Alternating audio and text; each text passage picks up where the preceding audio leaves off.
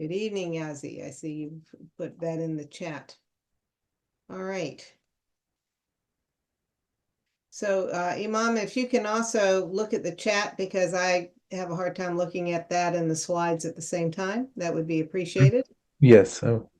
Thank you. A few more people showing up. So could I have a volunteer to start us off with a prayer, please?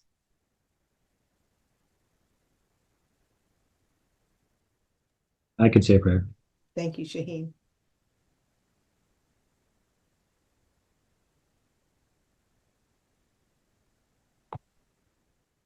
Praise be to thee, O Lord my God.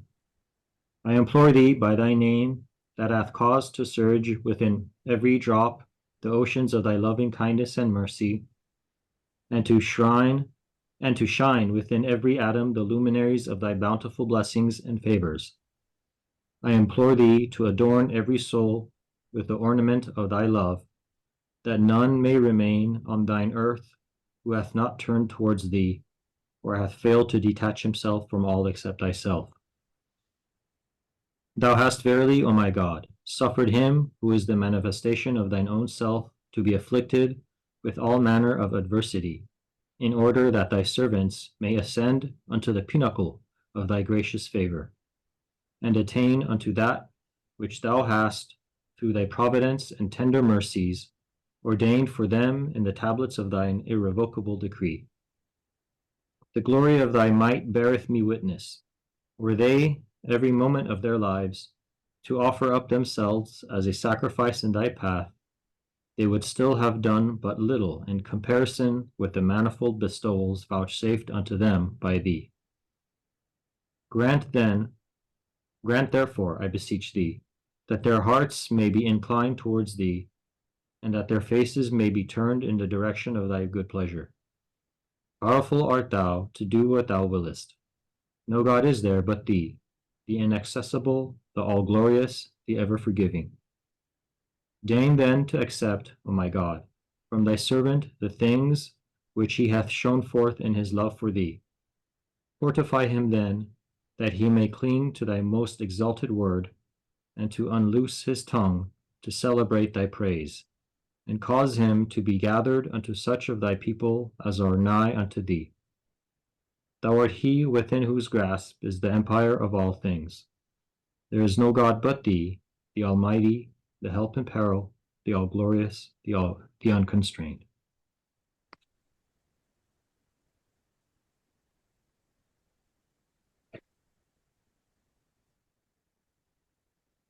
Thank you. I see a few more people have joined us. So good evening, friends. I hope you're all having a blessed fast.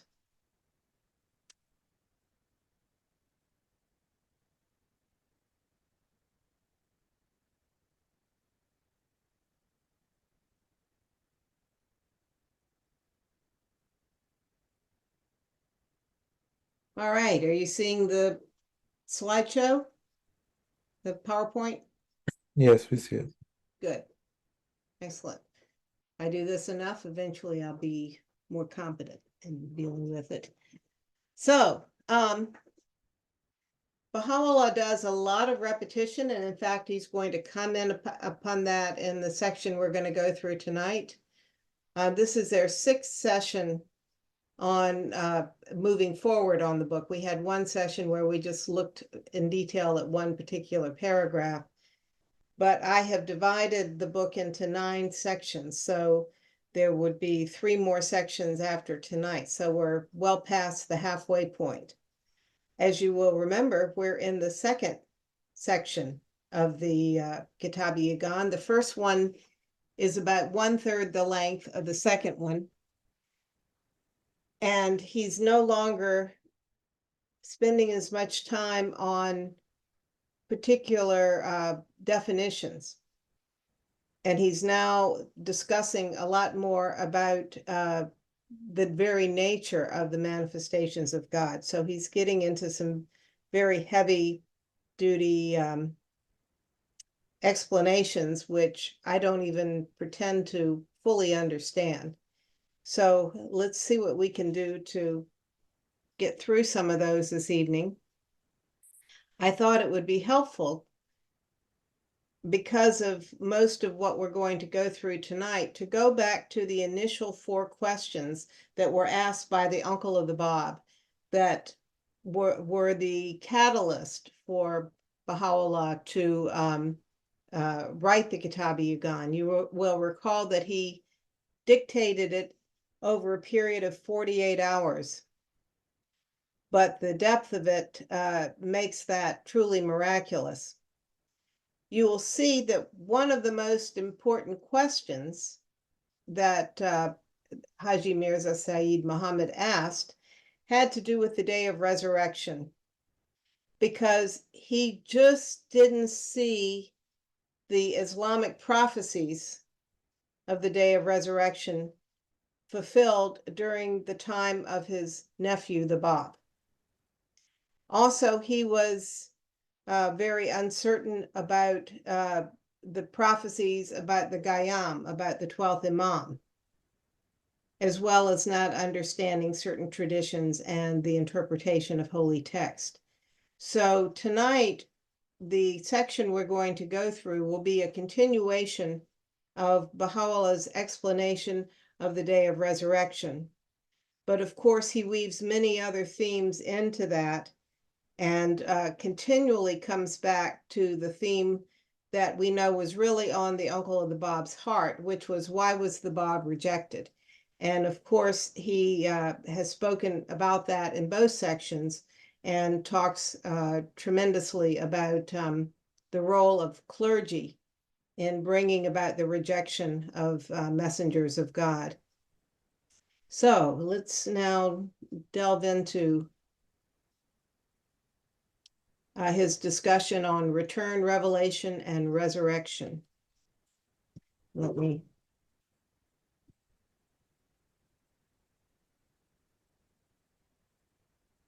turn on a fan. So he starts by discussing the word return, which is one that's used in the Quran copiously. When Muhammad talks about the return of the prophets of old, the return of the companions of the earlier prophets of God, return of the former people, and he says that the Quran is the surest testimony of God unto men. So certainly what seems to be almost nonsensical must have a deeper meaning. So he wants the uncle of the Bab to fully grasp the significance of the terms return, revelation, and resurrection, as witnessed during the days of the manifestations, so that he will come to understand with his own eyes that the holy souls did return, even though they had new bodies, new names, and so forth.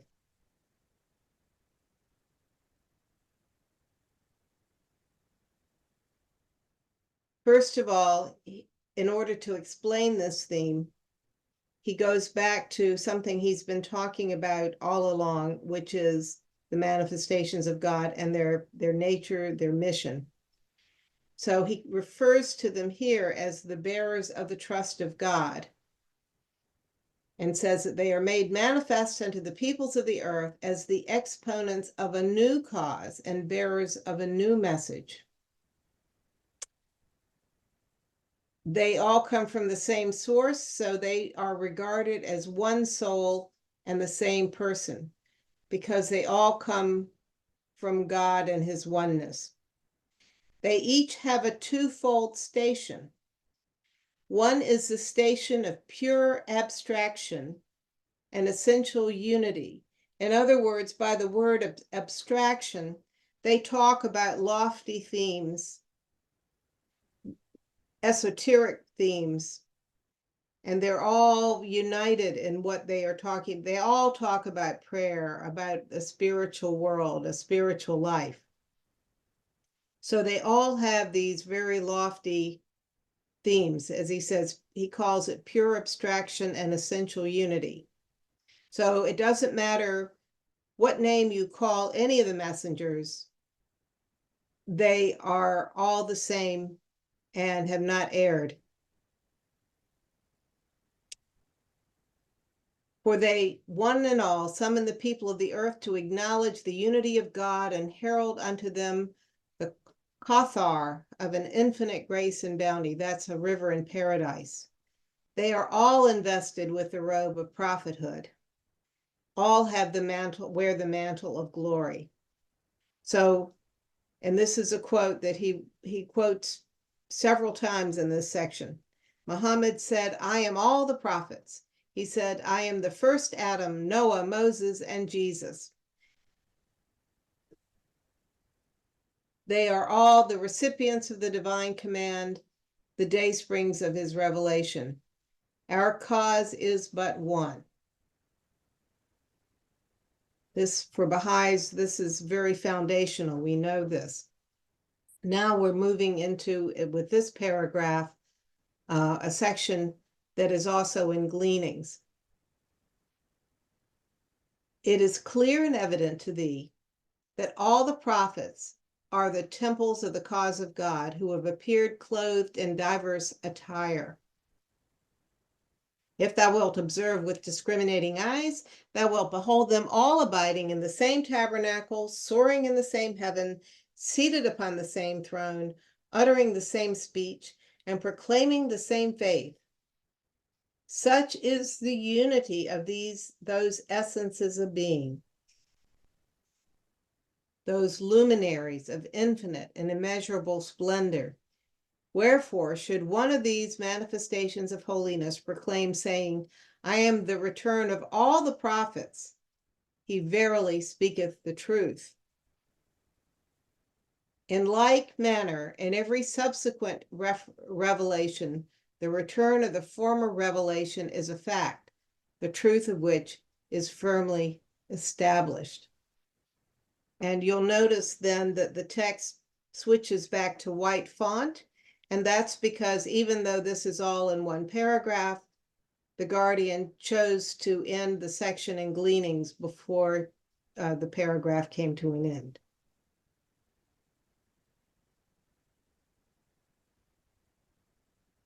And he says that this return of all the previous messengers doesn't even require proof. It's pretty obvious. So now he's going to, as part of this theme, talk about spiritual transformation and the power of the manifestations of God to completely transform the followers of that manifestation. And interestingly, who does he choose to talk about but Noah? And relates the transformation of his followers. Now, in thinking about this, why Noah? We know almost nothing about the people who followed Noah. In both the Quran and the New Testament, and the Old Testament, in the book of Genesis, where the story of Noah is located, they only talk about his family, his wife, his sons, and the sons' wives as the ones who are going to be part of the ark. Pretty generally, he was completely rejected by the other people of his time. But I think he picked Noah because the whole point of the story of Noah was that Noah was living in a time of extreme turning away from God and bad behavior. That's why God got so outdone with human beings, he decided to destroy humanity and start over. The situation was that bad. Yet, despite how terrible the people of that time were, Noah was still able to transform his followers.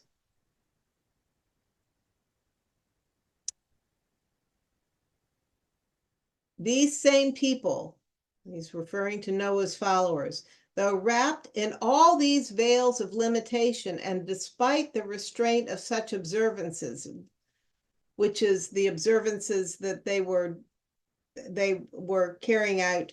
Let's see, am I missing a slide here? Let me check. He talks about how they were just awful people.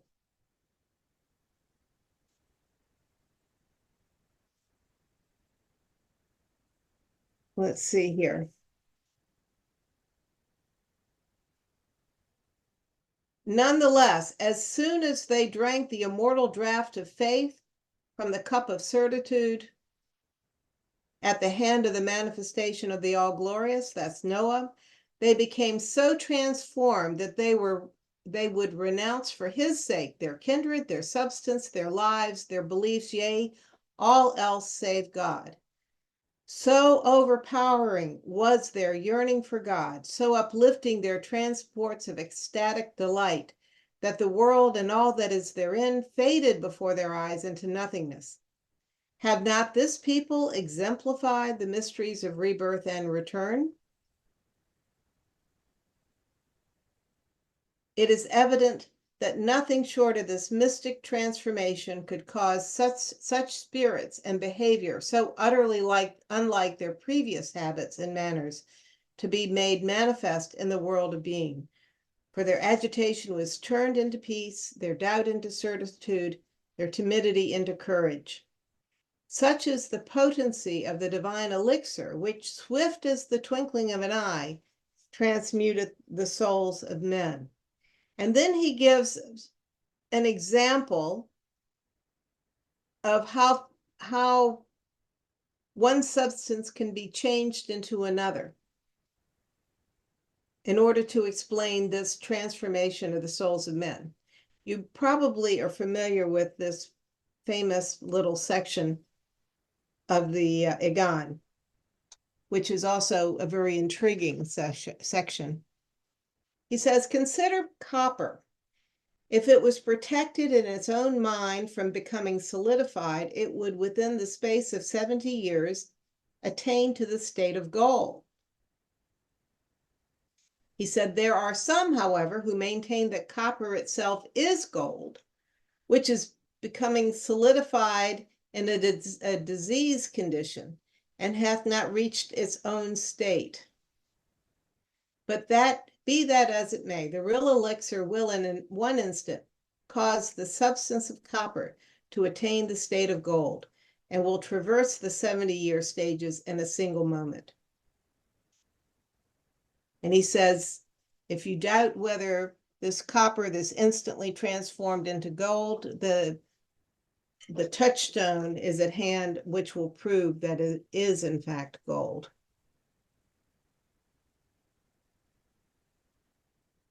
These souls he's talking about, these believers in the manifestation, through the potency of the divine elixir, traverse in the twinkling of an eye the world of dust and advance into the realm of holiness. Now, could this gold be thought to be copper? These people could likewise be thought to be the same as before they were endowed with faith. But that's not true. He says, and he's talking about the early believers in each dispensation here, those who in every subsequent dispensation preceded the rest of mankind in embracing the faith of God. Think about this, friends.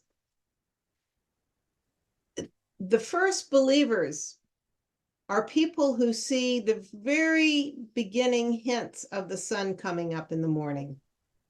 They have keener eyes, keener spiritual eyes than most of us. That's why they precede the rest of mankind in embracing the faith of God. There's going to be a time where it will be the thing to do to be a Baha'i. That time is not now.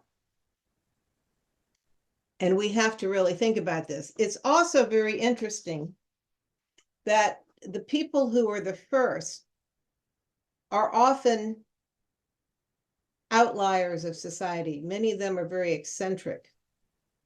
In fact, I remember when we were finally able, after the collapse of the Soviet Empire, to be able to send pioneers into the former satellite countries of the Soviet Union. One of the House members was laughing. He said, "Yes, it's the same all over again. We get the eccentrics first. The people who see things a little differently.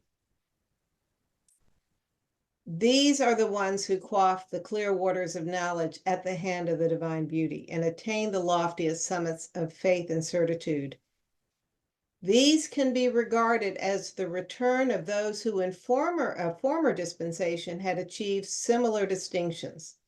So if you think of the disciples of Jesus and his early followers, the early disciples of Muhammad, the letters of the living, the apostles of Baha'u'llah and disciples of Abdul-Baha, they're the same return of the same sort of people. In fact, the early Western pilgrims were a little obsessed with this. They kept trying to figure out which early disciple of Jesus they themselves were most like, because Abdul-Baha had talked about this, that the return of the spirit of these early believers from previous dispensations.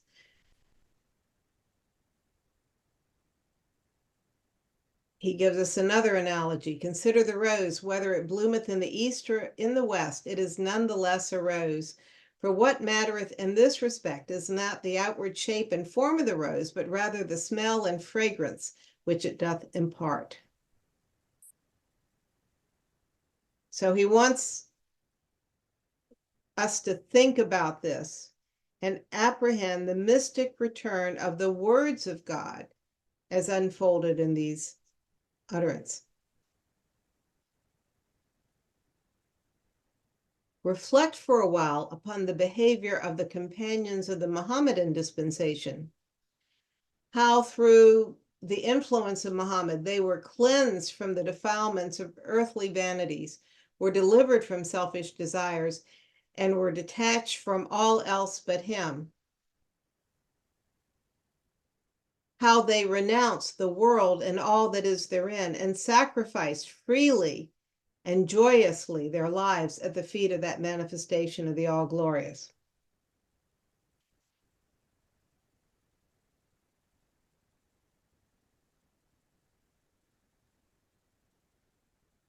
He said, now think about this return, and you see the self-same constancy and renunciation manifested by the Babis.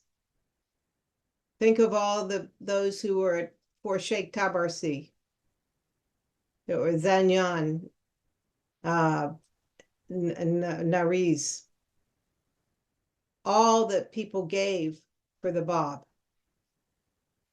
And he reminds the uncle of the Bab that he has witnessed how these companions have, through the wonders of the grace of the Lord of Lords, hoisted the standards of sublime renunciation upon the inaccessible heights of glory.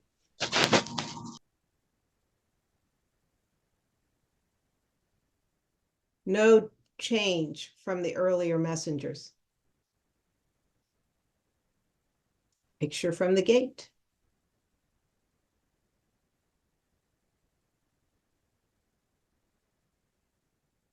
So, to get back to the whole point of the return,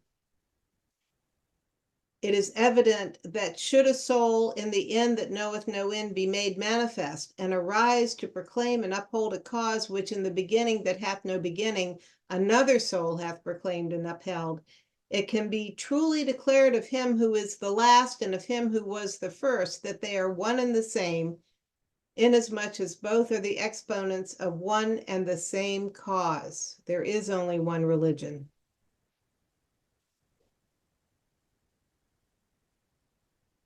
So the Bab himself, likened the manifestations of God unto the sun, which though it rise from the beginning that hath no beginning until the end that knoweth no end, is none the less the same Son. He then plunges into yet another discussion of this term seal of the prophets and the meaning of first and last, and how these terms and this phrase seal of the prophets has kept many people from recognizing the Bab, and implying also that it keeps them from recognizing he himself. So he says, how many people have failed to understand this term seal of the prophets, to obscure their understanding, and it has deprived them of the grace of all of his manifold bounties. Hath not Muhammad himself declared, I am all the prophets? Even as he regards himself to be the first of the prophets, in like manner he is the seal of the prophets.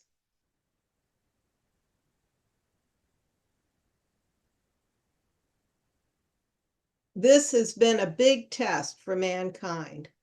What, we ask, could this people presume the terms first and last to mean? He said, by first is meant no other than the last, and by last no other than the first. Even as in the beginning that hath no beginning, the term last is truly applicable unto him who is the educator of the visible and invisible. In like manner are the terms first and last applicable unto his manifestations. They are the exponents of both the first and the last. While established upon the seat of first, they occupy the throne of the last.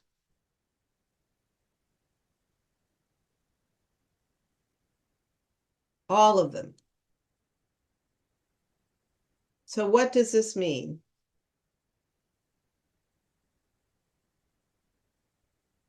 He says, if you were to soar in the holy realm of God was alone, there was none else beside him. That is, that inner essence of God. You will find that in that court, all names are non-existent and completely forgotten. There is no Jesus, there is no Muhammad, there is no Moses. Then, if you understand this, your eyes will no longer be obscured by these veils, these terms and illusion. He says that this station of the holy realm of God is so ethereal and lofty that even Gabriel, the archangel, who serves as an intermediary between God and the messengers sometimes, he can't go there unshepherded. He can't go there without an escort sent by God. He can't attain that place, and the bird of heaven unassisted can never reach it. He then returns to the fact that it is the religious leaders whom the term veils of glory refer to. These are the veils that keep people from seeing the messengers of God. These religious leaders are the veils. Notwithstanding the divinely inspired admonitions of all the prophets, the saints and chosen ones of God, enjoining the people to see with their own eyes and hear with their own ears, they have disdainfully rejected their counsels and have blindly followed and will continue to follow the leaders of their faith. They don't think for themselves, the majority of people. They turn to these religious leaders, and these people, not only the religious leaders, not only don't understand the Holy Scripture, they have selfish reasons for keeping people away from the next messenger of God. And he said, if you're going to look at the pomp and grandeur of the religious leaders and make that as a criterion, and what comes to my mind here is the Vatican. No one puts on a better show, other than perhaps the British royal family, than the Vatican. What does Baha'u'llah say? He says, if numbers and excellence of apparel be regarded as the criterions of learning and truth, the peoples of a bygone age, whom those of today have never surpassed in numbers, magnificence, and power, should certainly be accounted a superior and worthier people. That's a very intriguing hint at early history that we don't know anything about, while talking about the silliness of the pomp and circumstances of religious leaders. So among these veils of glory, these religious leaders and their testimony, are terms such as the seal of the prophet, which they use to keep people away from the messenger of God.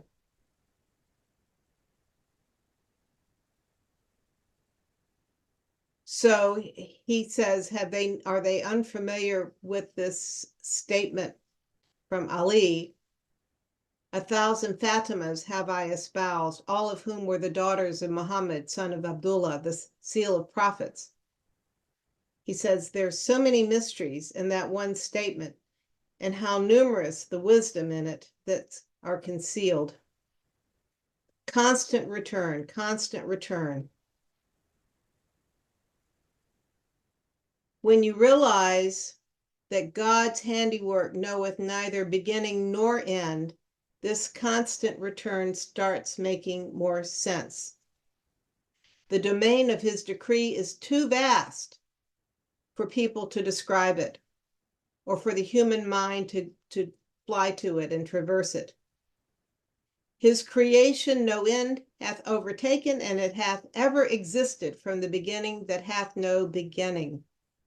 So therefore, these manifestations who are immortal are part of that beginning that hath no beginning and end that hath no end. And they are caught up in each coming of a manifestation. And likewise, the same spirit returns every time with a manifestation in the form of new followers.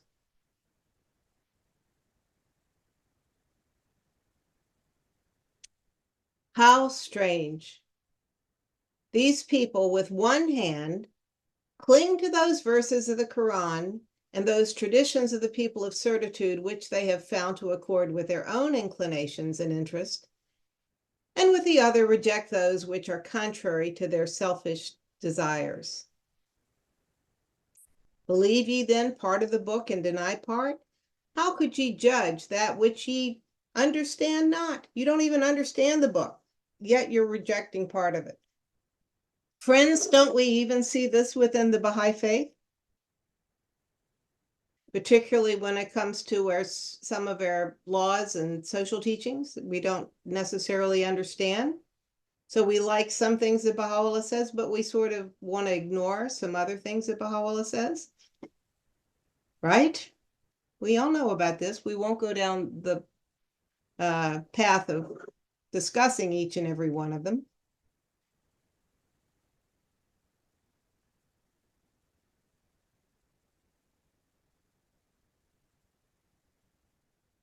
So in the Quran, God's unerring book, after speaking of the seal in his exalted utterance, Muhammad is the apostle of God and the seal of the prophets. It has also been revealed in that book, the promise of the attainment unto the divine presence. So these two statements, that one, that nobody's coming after Muhammad if he's the seal of the prophet, but yet the people of the Quran have been promised that they will attain unto the divine presence in the future, which means another manifestation of God is coming. To this attainment, to the presence of the immortal King, testify the verses of the book, some of which we've already mentioned. Nothing more exalted or explicit than attainment unto the divine presence hath been revealed in the Quran. So clearly these two are contradictory and have to be reconciled. Because of the first verse, they have turned away from attainment unto the divine presence in the day of resurrection, which is explicitly stated in the Quran, because of the seal of the prophets.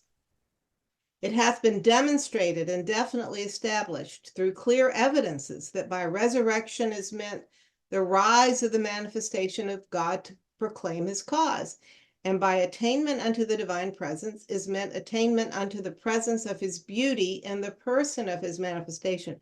We talked about this last week, what is meant by attainment unto the divine presence. So, notwithstanding all these indubitable facts and lucid statements, they have foolishly clung to the term seal and remained utterly deprived of the recognition of him who is the revealer of both the seal and the beginning in the day of his presence.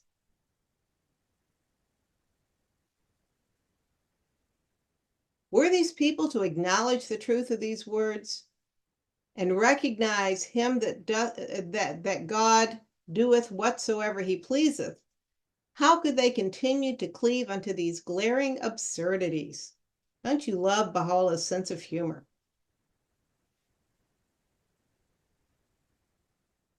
But for he says, and you can just tell in an exasperated voice, he says, I swear by God, but for the divine decree and the inscrutable dispensations of providence, the earth itself would have utterly destroyed all these people. Remember the story of Noah? God destroying the earth? The earth itself is so sick of people turning away from God that it itself would, if it was not for God restraining it, would have destroyed all these people.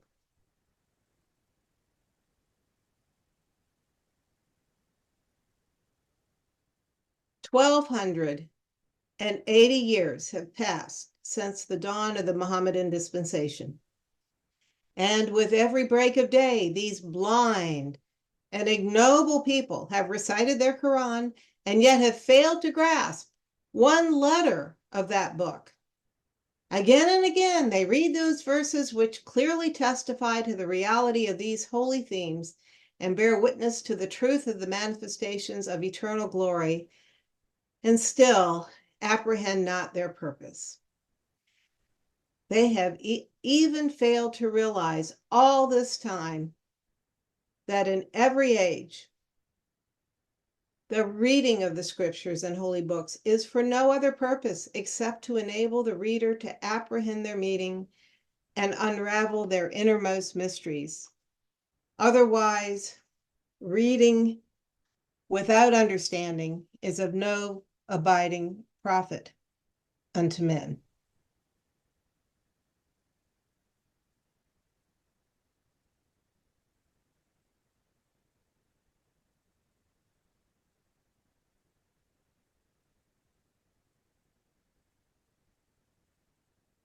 He then gives us a little bit of a story.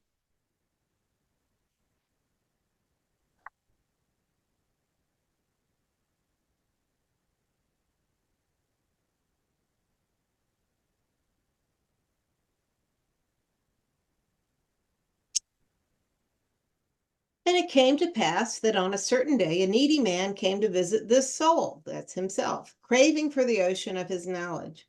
While conversing with him, mention was made concerning the signs of the day of judgment, resurrection, revival, and reckoning. He urged us to explain how, in this wondrous dispensation, the peoples of the world were brought to a reckoning when none were made aware of it. So then he explained this. In other words, during the time of the Bab, at the time of Baha'u'llah's declaration in the Rizwan garden, the whole world was experiencing Judgment Day and was completely unaware of it. How is that possible?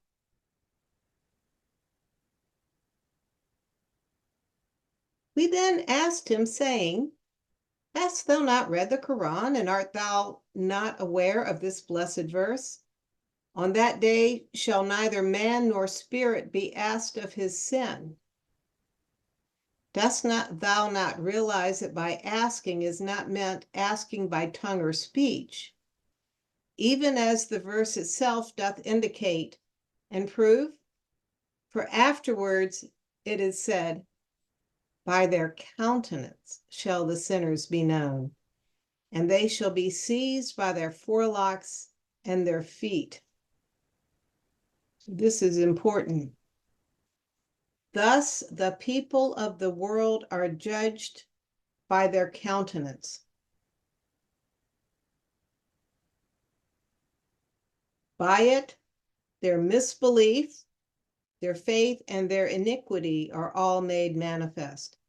So what you don't believe that you should believe, the faith that you do have, and iniquity to me means your bad deeds. All of that is made manifest by our countenance. Even as it is evident in this day how the people of error are by their countenance known and distinguished from the followers of divine guidance. There's a wonderful story about the Vargas coming on pilgrimage. And you remember the poet Varga, Hand of the Cause, and his young son came together.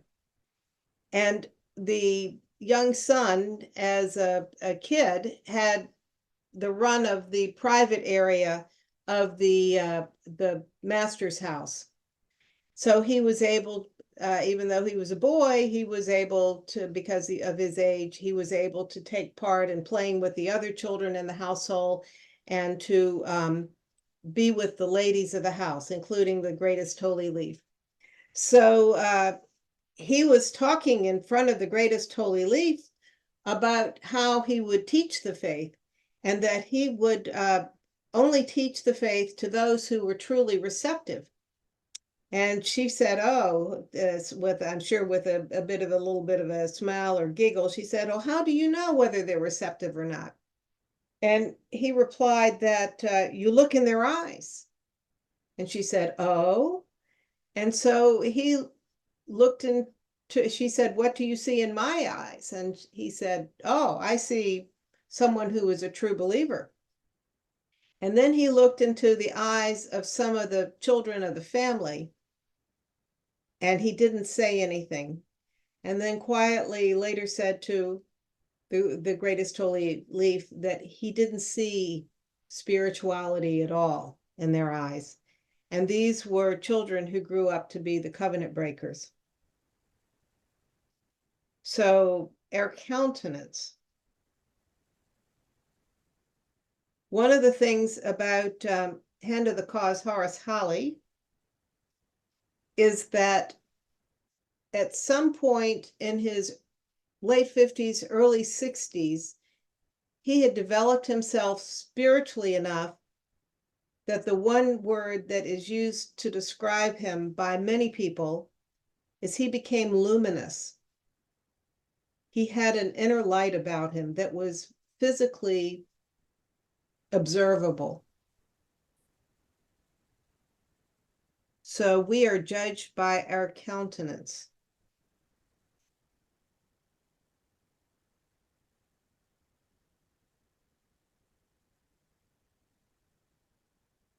He then alludes to his own station and powers.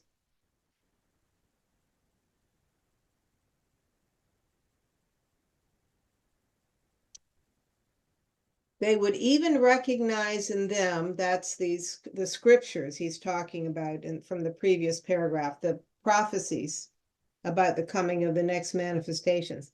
They would even recognize them references unto the departure of the manifestations of the names and attributes of God from out their native land, to the opposition and disdainful arrogance of government and people, and to the dwelling and establishment of the universal manifestation in an appointed and specially designated land.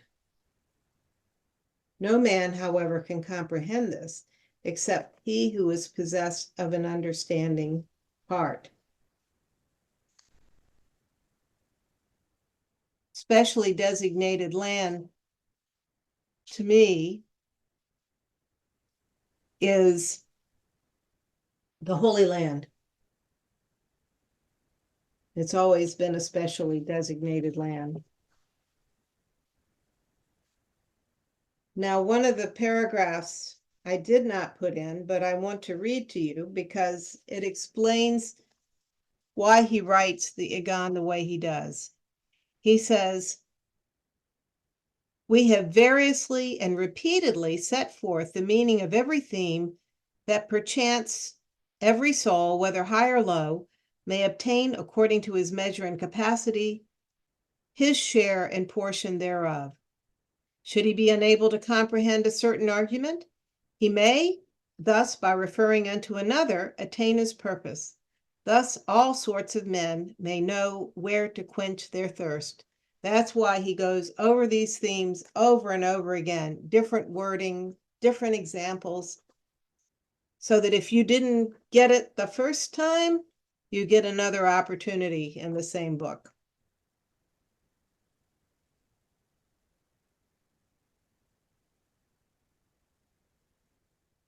By God, this bird of heaven, now referring to himself, I think, now dwelling upon the dust, can, besides these melodies, utter a myriad songs, and is able, apart from these utterances, to unfold innumerable mysteries.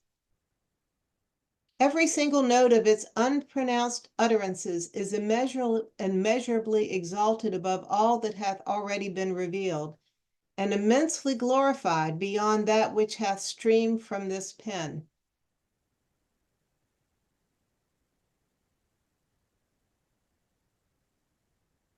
Let the future disclose the hour when the brides of inner meaning will, as decreed by the will of God, hasten forth unveiled out of their mystic mansions and manifest themselves in the ancient realm of being. Nothing whatsoever is possible without his permission. No power can endure save through his power, and there is none other God but he. His is the world of creation, and his the cause of God. All proclaim his revelation, and all unfold the mysteries of his spirit.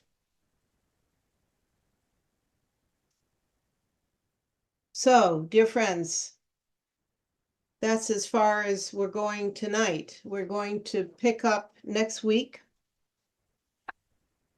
at paragraph 191.